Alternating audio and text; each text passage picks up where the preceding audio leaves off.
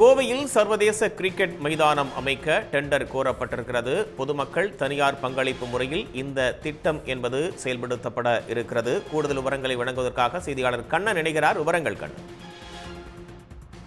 முதலமைச்சர் மு.க.ஸ்டாலின் கடந்த நாடாளுமன்ற தேர்தலின் போது கோவையில் சர்வதேச கிரிக்கெட் மைதானம் அமைக்கப்படும் என்று அறிவித்திருந்தார். இந்த வாக்குறுதியை செயல்படுத்தும் வகையில் தமிழ்நாடு அரசு தொடர்ந்து பணிகளை மேற்கொண்டு வந்தது. இந்நிலையில் கோவையில் சர்வதேச கிரிக்கெட் மைதானம் அமைக்க தமிழ்நாடு அரசு டெண்டர் கோரியது.